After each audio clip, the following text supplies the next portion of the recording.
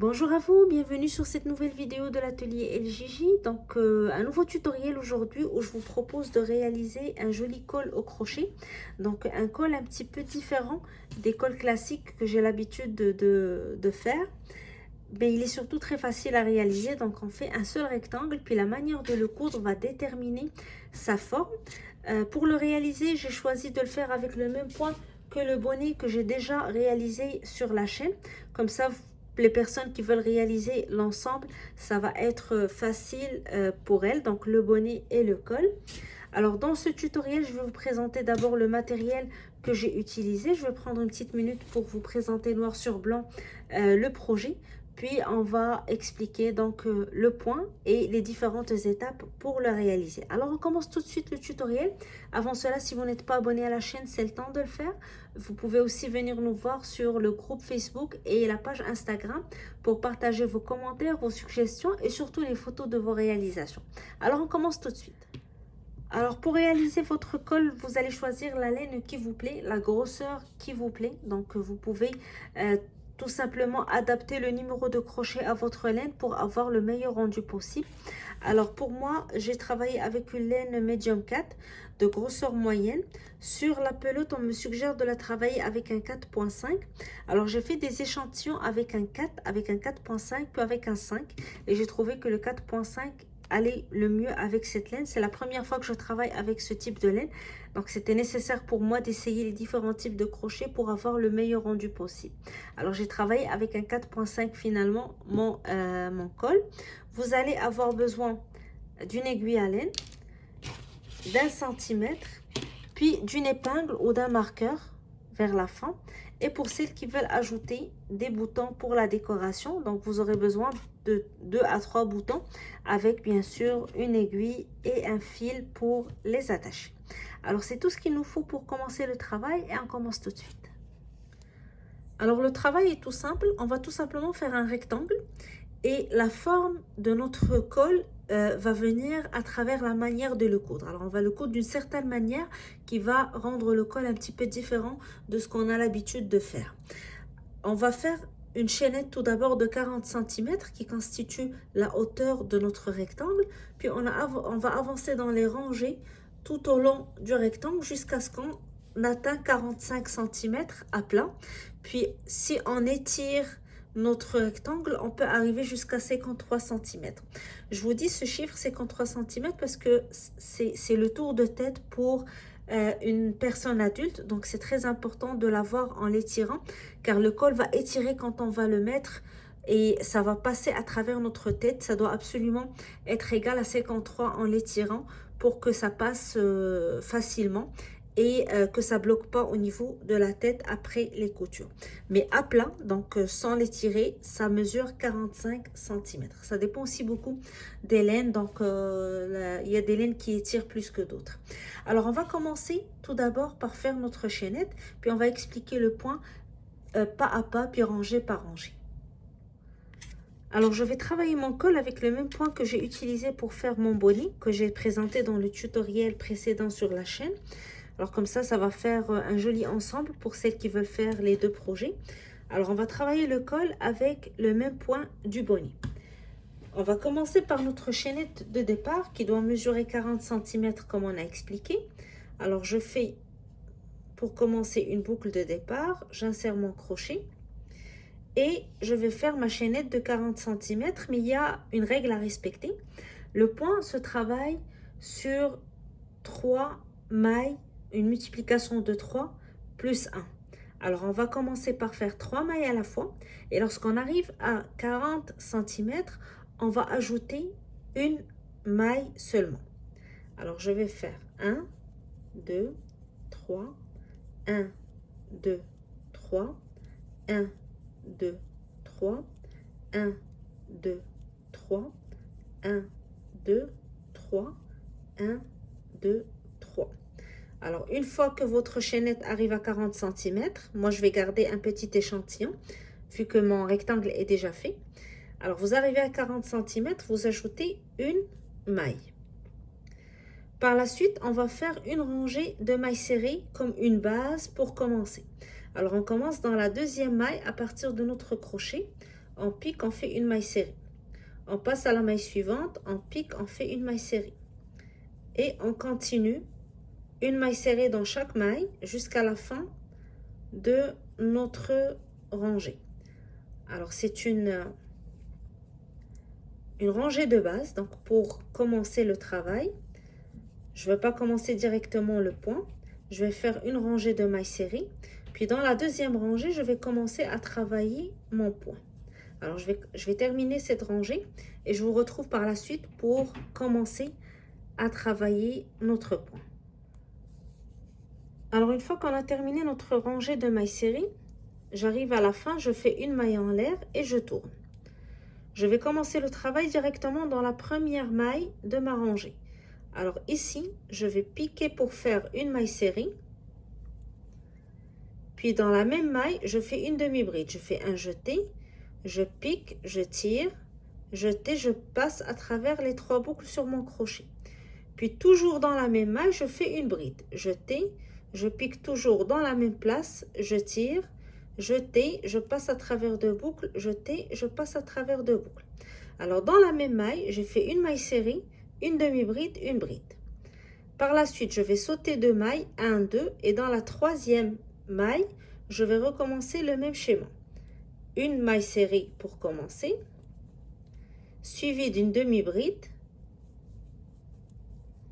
puis d'une bride. Je saute 2 mailles, 1, 2, et dans la troisième, je fais une maille serrée, une demi-bride, puis une bride. Je saute 2 mailles, dans la troisième, je fais une maille serrée, une demi-bride, puis une bride. Alors c'est toujours le même schéma, maille serrée, demi-bride, bride. Alors vous continuez sur cette rangée de la même manière. On saute 2 mailles, dans la troisième, on fait une maille serrée, une demi-bride, une bride. Puis on saute 2 mailles et on reprend le même schéma jusqu'à ce qu'on arrive à la fin. Alors je vais continuer, je vous retrouve avant d'arriver à la dernière maille de ma rangée. Alors une fois que vous arrivez vers la fin de votre rangée, si votre calcul a été bien fait, si vous avez respecté le schéma, il va vous rester 2 mailles à la fin. Alors on va sauter une maille et dans la dernière, on va faire une maille serrée. Donc je pique, je tire et je fais une maille serrée. Alors à partir de maintenant, on va expliquer la rangée qu'on va répéter jusqu'à la fin de notre rectangle. Alors on va toujours respecter le même schéma. On va travailler avec les 3 mailles dans la suite maille serrée, demi-bride, bride. Et on va répéter la même rangée jusqu'à la fin. Alors la rangée qu'on va répéter va commencer toujours par une maille en l'air. On va tourner. Dans la même maille, ici, la maille serrée, je fais une maille serrée, une demi-bride, puis une bride. Alors par la suite, je saute la bride, la demi-bride et je travaille uniquement sur la maille serrée. Donc je saute 1, 2. Dans la troisième, qui est la maille serrée de la rangée précédente, je fais une maille serrée, une demi-bride, puis une bride. Même chose par la suite. Toujours, on saute la bride, la demi-bride. On travaille uniquement sur les mailles serrées. Maille serrée, demi-bride et bride.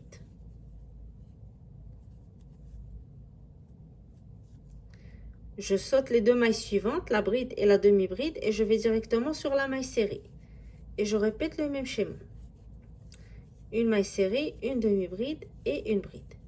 Et je continue ainsi toute la rangée jusqu'à ce que j'arrive à la fin où je vais terminer avec une maille serrée uniquement comme ce que j'ai fait pour la rangée précédente. Maille serrée, demi-bride et bride. Alors ici, on arrive au dernier motif de la rangée précédente. Je vais sauter la bride et la demi-bride et je vais aller sur la maille serrée de la rangée précédente et je fais une maille serrée. Alors, on termine toujours la rangée avec une maille serrée. On ne termine jamais avec la suite qu'on a expliquée, donc qui constitue le motif. Mais on termine uniquement avec une maille serrée, donc pour garder notre rectangle bien droit. Et on répète, donc on va juste répéter cette même rangée jusqu'à la fin. Donc on commence toujours par une maille en l'air, on tourne et on commence le motif dès la première maille. Maille serrée, demi-bride et bride. Par la suite, je saute la bride, la demi-bride, je vais dans la maille serrée et je répète le schéma. Maille serrée, demi-bride et bride. Motif suivant, je ne travaille pas la bride ni la demi-bride, je vais directement sur la maille serrée et je fais mon motif. Et je continue ainsi jusqu'à la fin de ma rangée. Alors je termine toujours ma rangée comme j'ai dit avec une maille serrée que je fais sur la dernière maille de la rangée précédente et je reprends la même rangée en retour. Alors les deux principes à retenir tout au long de votre travail. Le motif est une suite de 3 mailles, maille serrée, demi-bride et bride. On ne travaille jamais sur les brides ni les demi-brides, on travaille toujours sur les mailles serrées. Et lorsqu'on arrive toujours à la fin de notre rangée, sur le dernier motif de la rangée précédente, on saute toujours la bride, la demi-bride et on fait notre maille serrée sur la maille serrée de la rangée précédente, sur la dernière. Et on ne complète pas le motif. Donc on fait juste la maille serrée avant de faire une maille en l'air, on retourne et on reprend. Alors lorsque vous arrivez à 45 cm, sur toute la longueur de votre rectangle, alors je vais prendre le centimètre juste pour vous montrer. Alors on commence à mesurer dès la première rangée, puis là on arrive à 45 cm, mais si j'étire un peu, alors je vais bloquer ici et je vais étirer, je vais arriver jusqu'à 53 cm. Alors, je vais vous montrer. Alors 53 cm pour que ça soit facile à faire entrer lorsqu'on veut enfiler notre col. Donc pour respecter le tour de tête pour un adulte. Une fois que vous avez terminé vous êtes arrivé à votre 45 cm, vous pouvez ajouter une rangée de mailles serrées. Donc juste pour la finition, c'est optionnel. Vous pouvez terminer dès la dernière maille ou faire une maille en l'air, puis faire une maille serrée sur chaque maille.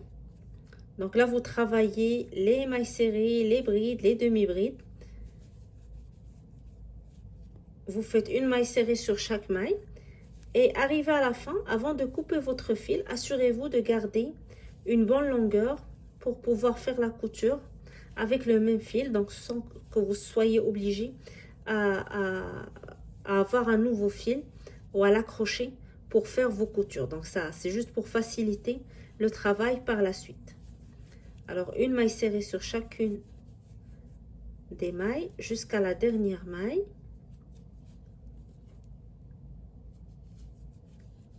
Puis pour terminer, on fait une maille en l'air, on coupe le fil, comme j'ai dit, assez lent pour faire les coutures, puis on tire à travers la boucle pour terminer.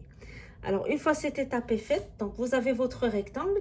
Maintenant l'étape la plus importante, c'est la couture, car c'est elle qui va déterminer le rendu ou la forme qu'on va donner à notre col. Alors on va maintenant passer à l'étape la plus importante du travail. Vous aurez besoin de votre marqueur ou de votre épingle, de votre aiguille à laine et de votre centimètre. Alors on va placer le rectangle de cette manière. Les 40 cm ici de notre chaînette de départ sont à ma droite, puis je vois ici les rangées que j'ai répétées jusqu'à 45 cm. Alors j'ai terminé en bas ici, donc je place la dernière maille en bas, comme ça j'aurai le fil que j'ai laissé pour faire mes coutures. Alors je vais commencer par cette place, je vais commencer par plier et je vais plier en formant un triangle. Donc je plie pas comme ça, mais je vais plier en formant un triangle. Alors j'aurai un petit triangle ici, je le garde et je vais aller sur l'endroit opposé, sur ma droite ici en haut, et je vais faire la même chose. Je vais faire un triangle, puis je vais commencer à rapprocher les triangles jusqu'à ce que les deux bords sont un sur l'autre, comme ça je peux les coudre facilement.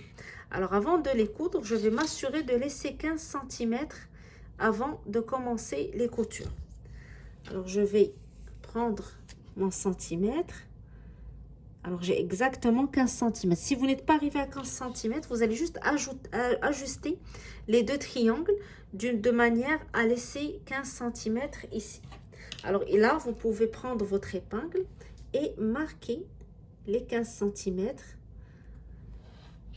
avant d'aller chercher votre aiguille à laine. Alors l'aiguille à laine maintenant est là. Je vais commencer la couture. Alors je vais tourner un peu vu que je suis droitière. Et je vais commencer tout simplement par faire des allers-retours avec mon aiguille et mon fil pour attacher toute cette partie.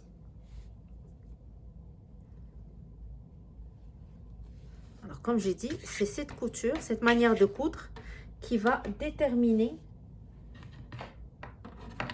la forme de notre col. Alors on va continuer. Vous pouvez aussi choisir de le faire avec votre crochet, donc en faisant des mailles coulées, en prenant les deux mailles, donc une maille de chaque côté, puis vous faites vos mailles coulées. Alors moi je vais le faire avec mon aiguille à laine, c'est plus facile pour moi. Donc à chaque fois je prends une maille de chaque côté, puis je passe à travers les deux mailles. Et je continue ainsi jusqu'à ce que je termine toute cette partie. Alors une fois que je termine cette couture, je vais vous retrouver pour vous montrer comment on va transformer ce rectangle avec la couture qu'on vient de faire en un joli col, donc avec une jolie forme. Alors une fois que vous avez terminé les coutures, la couture va être sur la nuque, donc derrière, comme ça. Puis on prend le haut de notre col et on va le plier.